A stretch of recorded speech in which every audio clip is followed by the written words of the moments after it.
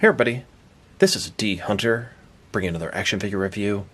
Today, we're going to be looking at the McFarlane DC Multiverse Green Lantern Rayner. This is from the Blackest storyline, and it's part of the Collect to Build Atrocitus wave. This is the only normal figure in the wave. The rest are all Black Lanterns. This is the first time McFarlane has made a Rayner figure, and I'm excited to add him to the Green Lantern Corps. I ordered this figure from the McFarlane toy store. I saw reports online that people were starting to get their orders from them. Someone hadn't placed a pre-order. The bundle was a pretty fair price, and it shipped shortly after. People have actually been finding this wave at Target in California for almost a month now, and I've been checking Target around here. It has simply not hit Target in this area of the country yet. So let's go and check out the packaging. As you can see at the top, 22 moving parts, McFarlane toys, ages 12 plus, DC Multiverse, Green Lantern, Rayner, Collect to Build, Atrocitus. It's the third of 4 figures you need. Here he is in the package. Looks like he comes with a lantern, some large sword construct, and part of Atrocitus. There's also a display stand and collector's card. One side of the package, Green Lantern, Rayner from Blackest Night. Other side, Green Lantern, Rayner. At the bottom, got a bunch of credits, and there is a barcode, in case that helps anybody. On the back side, here's Atrocitus. Here's the piece you get with this figure. Here's a checklist of all the pieces, and here is the rest of the wave. So no further ado, let's open him up. Alright, now that we got this figure out of the package, here he is with all his accessories laid out. He does come with a display stand, a collector's card, the torso of Atrocitus. He also has a lantern and a large sword lantern construct. But before we take a look at those accessories, let's talk about and check out the actual figure. So this is Rayner from Blackest Night. This is a normal, modern interpretation of Rayner, and I really appreciate that. Now we have Hal Jordan, John Stewart, Rayner. Greg Gardner would be the next one I'd want. But give me Jessica Cruz, Simon Baz, Alan Scott. I want them all. Very happy to add them to the ranks. So let's take a look. Start with his head here. His hair looks great. It's got curl to the front. Kind of reminds me of the Dick Grayson Robin. He has a sort of goofy smile to him, but it works. The mask always kind of reminds me of fangs going down like that. Hair's good. Face is pretty good. His suit itself is nice. It's a different shade of green, which I've seen some people complain about. The Green Lantern Corps logo. The suit itself has a ton of texturing. I don't know how well you can see that, but all over the suit here, it just has a really nice sort of feel and look to it. Of course, we've got the Green Lantern ring right here. Double jointed elbows, double jointed knees. Liking what I'm seeing. Wasn't quite sure how well the camera captured this earlier. Just wanted to show you guys the texture in the suit. All over the green and the black parts, it's like this all around. Very well done. And just a closer look at his head and face sculpt.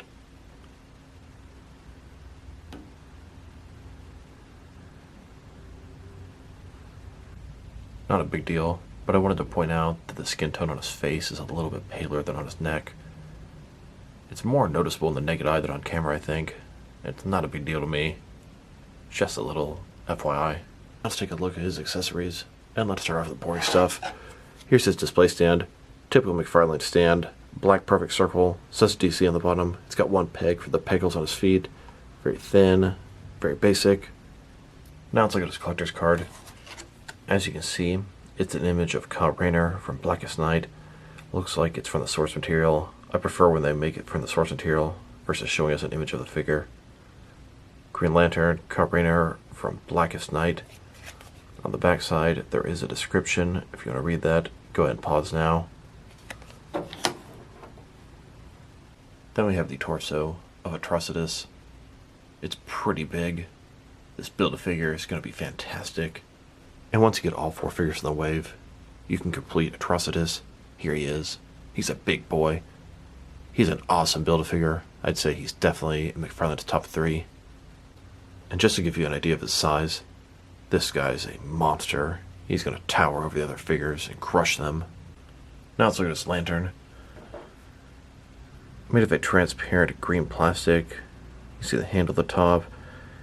Actual lantern here where you can charge a ring. I must say, sort of underwhelmed by this thing. Maybe I'm just used to Mattels, but I think I kind of like the way they look better. Here's the McFarlane Lantern, next to a Mattel version on the left, and a couple of NECA versions on the right. And here it is, next to the Black Lantern that came with Deathstorm. I much prefer the way the Deathstorm Lantern looks.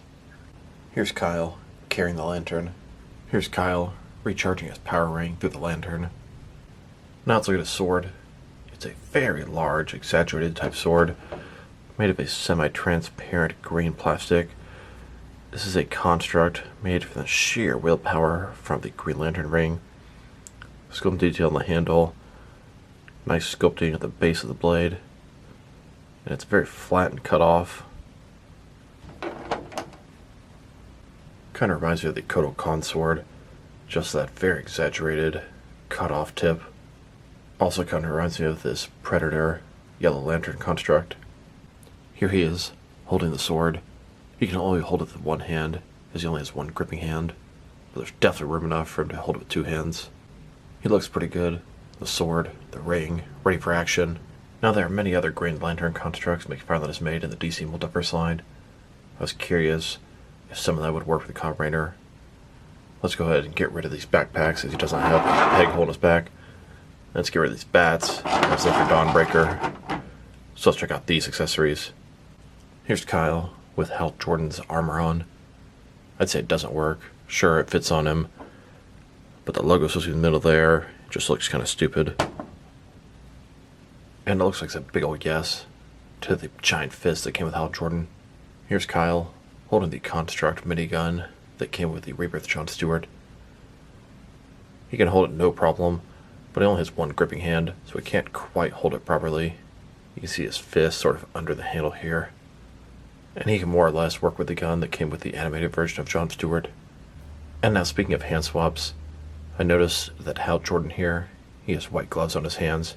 He's got a ring and a gripping hand on his right hand. So I thought maybe I could swap with Kyle Rayner and see if that works. Dipped them into a cup of boiling water, popped off their hands, swapped them no problem.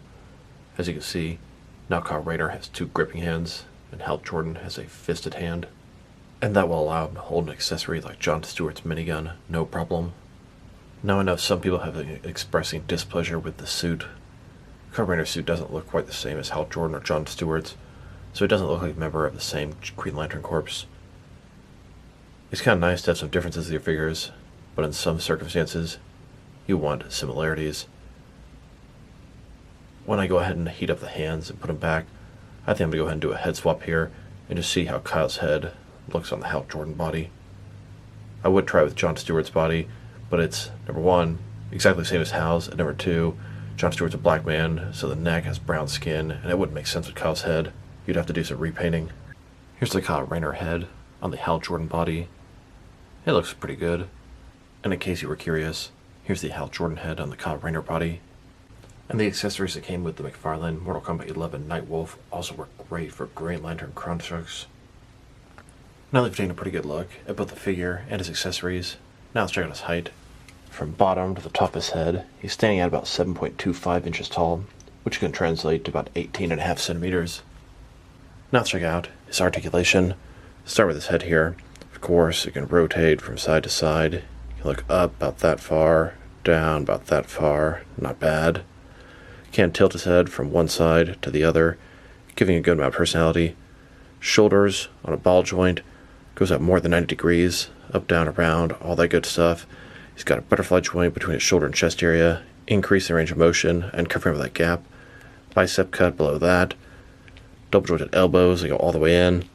His wrist can rotate, and it's going to be hinged as well.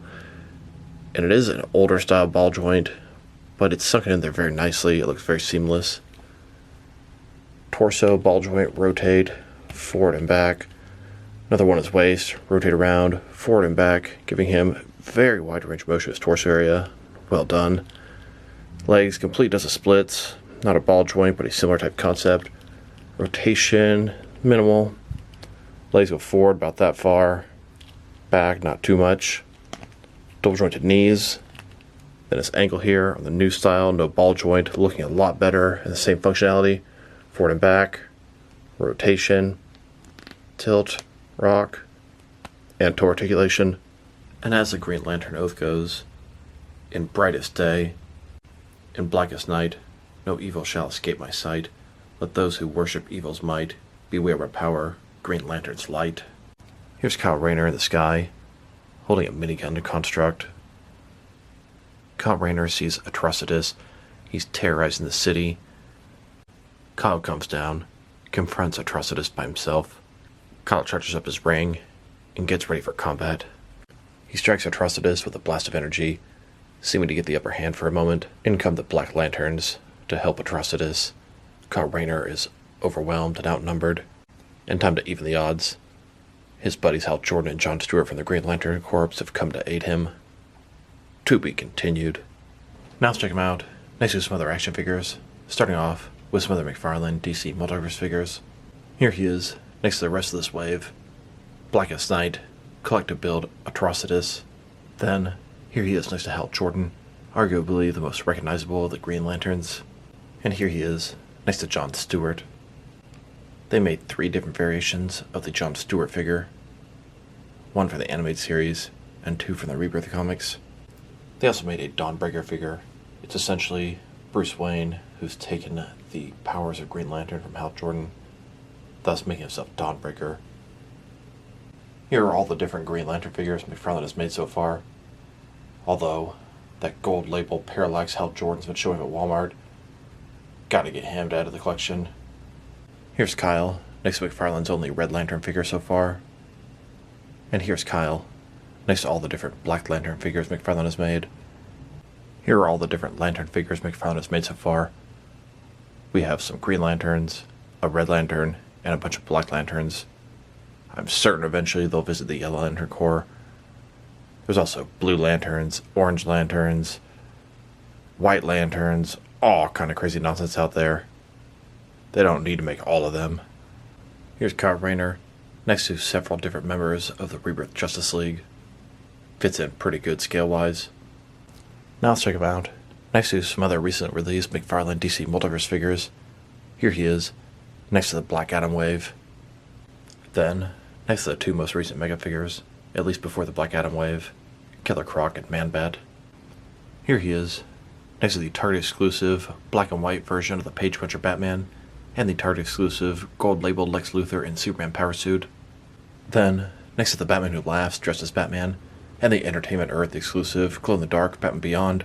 And here, next to the McFarlane Toy Store exclusive, gold label, unmasked Zarnar Batman, and unmasked Infinite Frontier Robin. Then, next to the Target exclusive Crime Syndicate Ultraman and Superwoman.